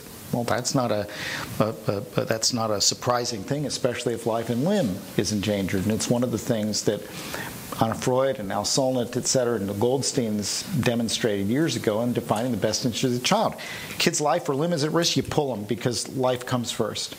But the second part is that if you pull them and think that multiple cyclical foster home placements is going to be necessarily the least detrimental alternative, look at the research. It's not. So, practically, one of the things that we need to be doing is looking at where are kids going and for what period of time. If we know that permanence is one of the essential ingredients in healthy development, then having a system that keeps bouncing kids from one foster home to another while waiting for reunification is an adultomorphic view of development, not a child's. And so we ought to be looking at what are the guidelines that operate in the city and in our country about where is the point in which the damage done by the repetitive returning, going back, etc., is more dangerous than the ending of a biological relationship. Number two, where is the link between some of the things that contribute to disinhibition, like drugs and alcohol, in terms of the kind of treatment that we as a country are ready to invest in? By the way, where is the investment that we are placing once we have done appropriate assessments of the adults who are doing the abuse for offering the treatment that is not just about once weekly psychotherapy? Where is the tie-in? And this goes back to sharing the burdens. Where is the tie-in? When we've got, protective services in this city with caseworkers who've got the level, the caseload and responsibilities, it is completely at odds with the level of limit setting and intervention and interdiction that is needed.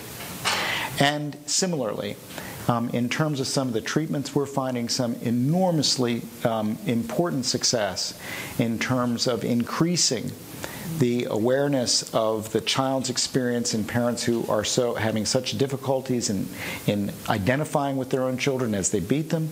And we're also having enormous success in some brief interventions that can help identify the difference between the kids who are going to make it in foster care and the kids who aren't. There are treatments and interventions that are out there. The child advocacy centers in New York City, Safe Horizons, are doing brilliant work in terms of bringing together legal, police investigations, law enforcement, mental health services, and permanency planning.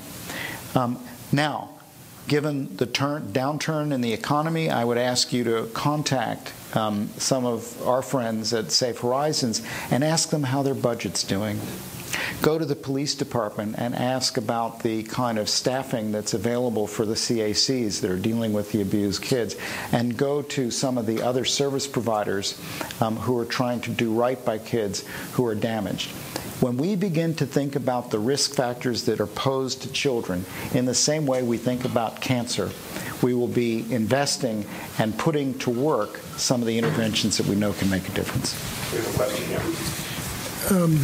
I'm Bert Rosen. I'm a psychiatrist. What do you think about decriminalizing drugs? That was the question that just came.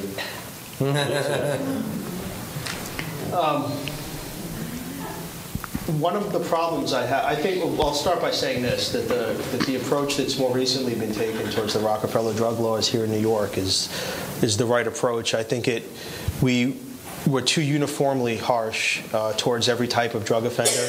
I mean, and clearly, just if you've been a patrol officer long enough, you see that drug abusers are at least as often, in every significant way, the victims of crime as drug.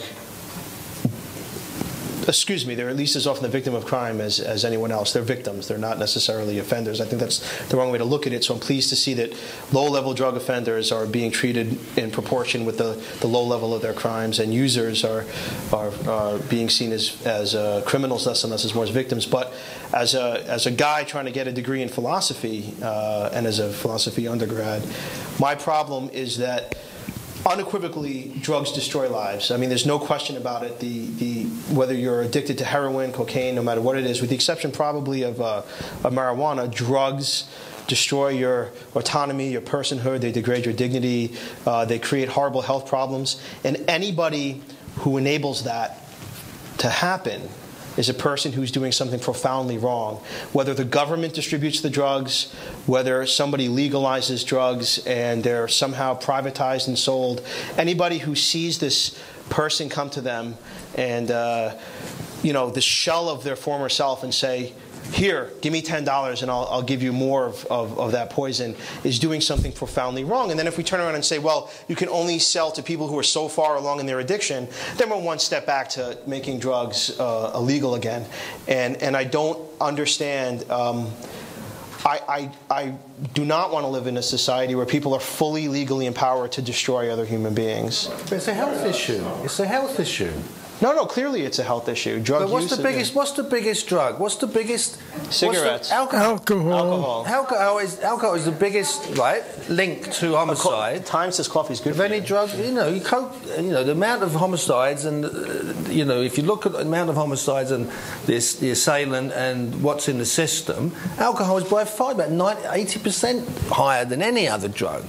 So what are we going to have? Prohibition? I mean, come on. And the other issue in terms of again, I have a problem when we talk about drugs in broad strokes, and the reality is that the level of crime associated with drug use is about regulation. And I'm not suggesting I have the answers. I do have one question that I would pose as an add-on. One specific thing that has been so damaging and poison is exactly the right word, is crack cocaine. What is extraordinary to me, and David and Brandon, you may know more about this, but if you look at the history of the inception of crack cocaine, is it coincidence, and I'm not into some whole conspiracy thing, but is it coincidence that crack cocaine came on the scene at the same time that there was a huge shift in the war on drugs away from powder cocaine, which was proving absolutely impossible to staunch, and moved to the eradication of marijuana?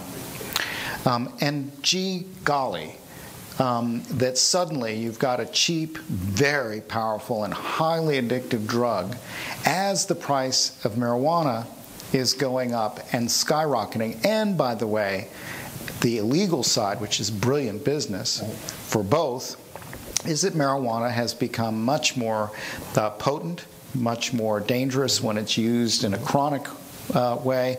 And I would just wonder, what are we doing?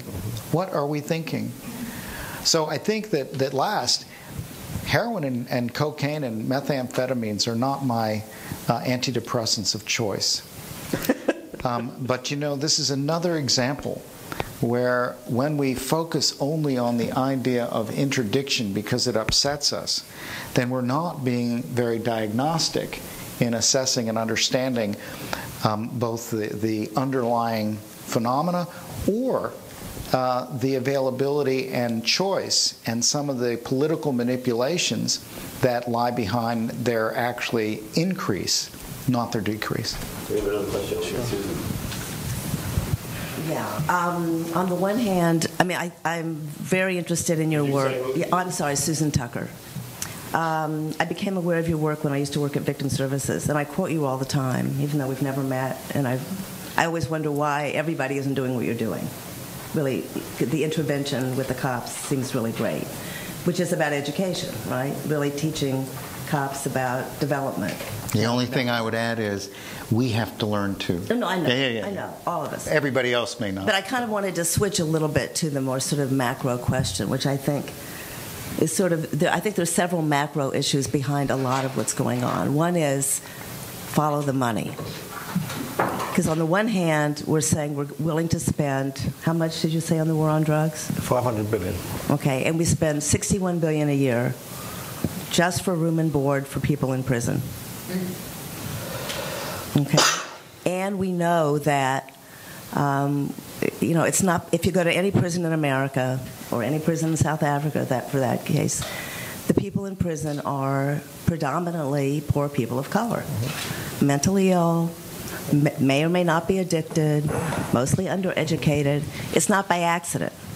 And I think, David, part of the answer to your question, I think it's part of the answer, is that to some extent what happened in the late 60s, and in terms of the changing of the laws. I mean, when I was a lawyer in 1972, there were 200,000 people in prison. And we thought there were too many, especially because we thought black people were getting longer sentences than white people. Now we have 2.2 million. I mean, that's astronomical, right? I mean, it's off the charts. So I think one of the things that happened was a reaction. Excuse me? The population is vastly increased over 1970. No, it hasn't actually. It's like a 450 times. I mean, I don't remember exactly the statistics, but it's not proportional at all. It was 200% or 300, something like that. I'll give you the data afterwards. It's definitely not proportional. Nor does it reflect a real increase in crime, because what really happened is we enacted laws that put more people away for a longer period of time. If you compare what we put people in prison for to the rest, to Europe or South America, I mean, we're the only ones that incarcerate for so many different behaviors. And you have to ask, why are we doing it? Why do we do it? I think to some extent, the laws were enacted in part because it was a reaction to the civil rights movement and all these black people in the street, taking to the streets along with a lot of white people too. But it wasn't by accident that it happened. I also think it's not by accident that 51% of the people in prison are people of color and they're only 13% of the population. I mean, America has a history, and it's not over yet. And there's a legacy that's continuing. And I don't think it's a matter of making excuses. I think it's a matter of objective reality. I also think that there's an economic question here. I mean, one can ask, why are we willing to spend $61 billion a year on prisons, but not on education or psychotherapy or all these interventions that in fact work, or helping families stay together? I mean, it's a choice that we make, how we invest our money.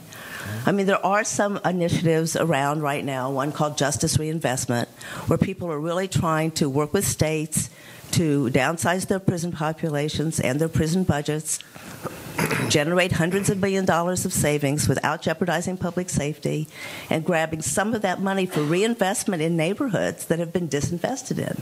Because the places that people come from to go to prison are a handful of places. And we all know what they are. And you go there and there aren't jobs, the schools are terrible. The schools, you know, this woman was mentioning it over here, by and large the schools, like the prisons, are warehouses. You know, we've ghettoized the schools, and we've ghettoized the communities, and we've prisonized the communities and ghettoized the schools. What is your question? Oh, so I guess one of my questions. I'm sorry. Okay. I think I was struck when you were talking about different, and I think you were talking about different sectors being equally responsible. And I think that that's right. And I think on the one hand, we talk about multisystemic therapy, but I don't think, and I guess I'd like to ask all of you about that, is more of a multisystemic approach in terms of institutions, civil institutions, taking joint responsibility for the level of incarceration and who we're putting in. And if you have any thoughts on that. I guess really quickly, from my background and discipline, diagnosis is what you do before you institute treatment. And I found in this discussion one of the things that's, it's one of the reasons sociologists and police captains and psychoanalysts don't talk together very often. And the reason is that it's really complicated. I learned a lot today, and it's a burden to learn more. It really is. And I think that the notion of diagnosis means that there needs to be more sort of, I hate to use the term, but embracing the complexity, because everything that was described by the other panelists, I'm sitting there going, yeah, I hadn't thought of it that way. I hadn't thought about the intersection between, and this is what happens across the board with issues that are enormously complex. That's the idea of Philoctetes.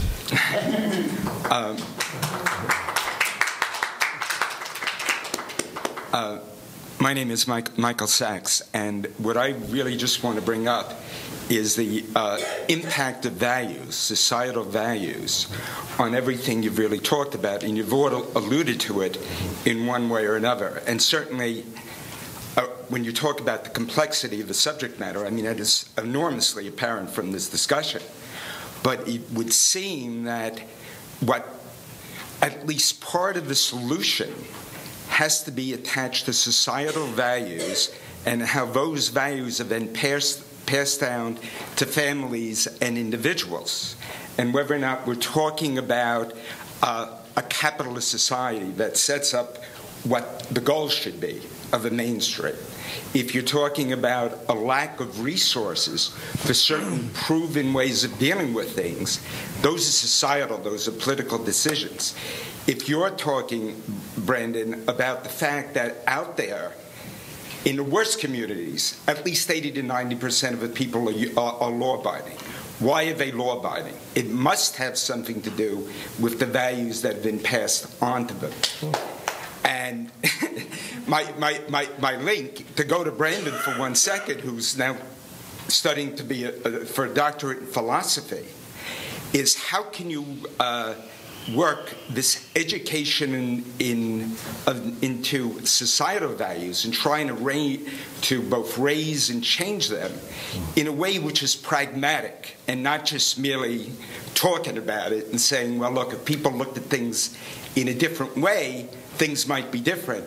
How do you actually motivate our political system and essentially the public? I've given a fair amount of thought to this in a certain way, and I think to me it keeps on. If you study Kant bases a lot of his moral philosophy on the idea of dignity and what you can and can't do to take a person's dignity away. And I think a lot of crimes, whether you say values or norms, I know a sociologist might say values or norms are subjective, but I think that there's something not subjective about dignity. And I think the things that are most abhorrent in New York and elsewhere are acts that strip people of their dignity. And time again, I keep on coming back to failing to understand why I'd see a guy would shoot another guy, throw him down the stairs, and stuff his body into a garbage bag and try to put him in a dumpster. Like that just fails to account for the dignity of that human being in an extremely profound way. And even just a street robbery, I toil for 40 hours a week, 80 hours a week, 100 hours a week. I make my wage, I go home, and then you stick a gun in my gut and say, "Give it all to me." That doesn't affirm my dignity as a person. And a lot of things bring that about. Drug addiction could cause you to lose your sense of another person's dignity. In the broadest sense, the culture you live in or the cues you get or the peer group you're with, that's all beyond. But I just want to know, I guess to answer your question is, how do we create cultures, subcultures, microcosms that develop the sense of dignity within others and lead us to understand how important it is and remind us to consistently honor it. Like that's how I phrase. I don't have an answer for you, but that's how I phrase your question, I guess, is what I'm saying. And you opened your mouth like you wanted to cut me off. So. Go on, does someone else want to say something? Yeah, no, another question came from the internet. Let's finish this, and then I'll just, as our last question, I will pose it to you. Okay, well, all I was going to say is, of course, values, norms are terribly important. And so is, leadership of the bloody country important, isn't it? Right. And if the leadership of the country is handing down a whole set of stereotypes and dog-eat-dog, policies, Hobbesian notions of survival, I think we're going to have some pretty strange outcomes. And yes, we're in a capitalist society, but Sweden is also a capitalist society, and so is Norway, and so is France, right? And they don't have anything like the same levels of interpersonal violence. They're practically homogeneous. No, but no, I don't know. Or Holland, Germany. This is not true. But they have very different ways of handling social problems. Social problems for them have not become crime problems. And they're falling apart their economies. Well, ours is not doing that great either. One of. Than we are. And they're smaller, so it's more magnified. Okay. His point about why is it that the police have to be the solution for everything? No, it's a very important issue. It has been sort of just trying to do less work. But that's how our social problems have now been redefined into this sort of good and bad law, law and order, all this sort, as opposed to the social is complex. It takes parents, it takes teachers, it takes social workers, it takes psychologists, it takes everybody, the villagers, Clinton would say, right, to be involved in this, but we've got to be agreed upon what this is, right? What kind of society are we building, right? What future do we want for our children? What do we want to hand them? Some economic devastated, plundered planet, or something which has sustainability? Do we want to hand them down to, rusted factories that used to produce something and now musea to, an industrial age, or something, that's going to produce useful objects for us to use? These are terribly important questions, and I think that, the crisis that we're in, which is a terribly profound crisis, is forcing us to come to these kind of questions. It's forced us to confront ourselves about who we are and where we're going. And for the first time, I've been living here since 1981. Came here under Reagan, and unfortunately went through Reagan and Bush and a little bit. But it's about the first time I feel that I've been able to talk about these things in any open, rational way. Because I lived most of my time in California. I came here in '94. But in California, I'll just finish on this. California is so interesting, but it completely conceals its problems from itself.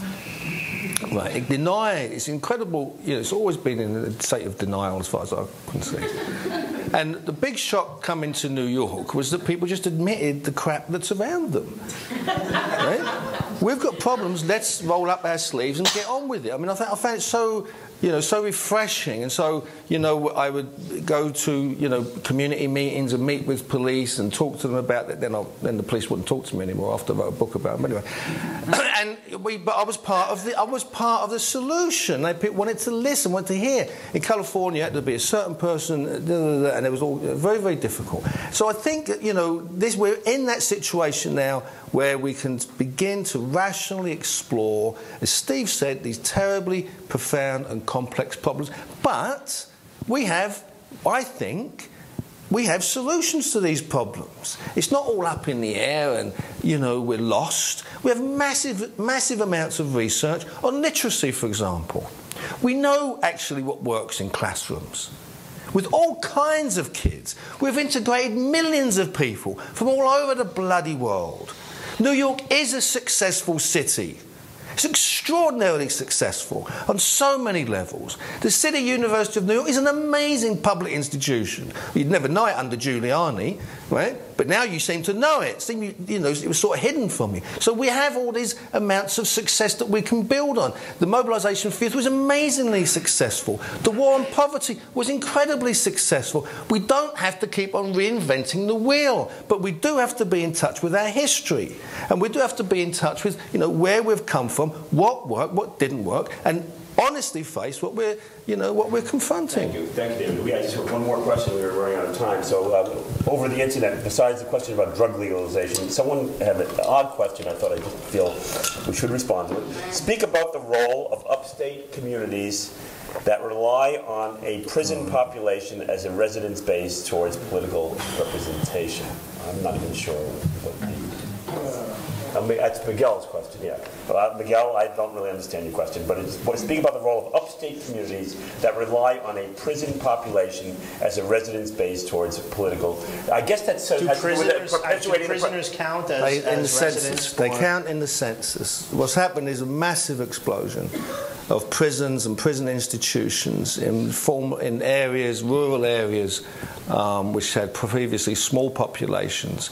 And politically, the Republicans have been able to shift money, investments into their areas where prisoners are now from downtown and then are now housed up near the Canadian border, and it doubles the census for those areas, and so they get much more federal money than they did previously. It's part of the rationale of the prison industrial complex. Thank you very much, everybody.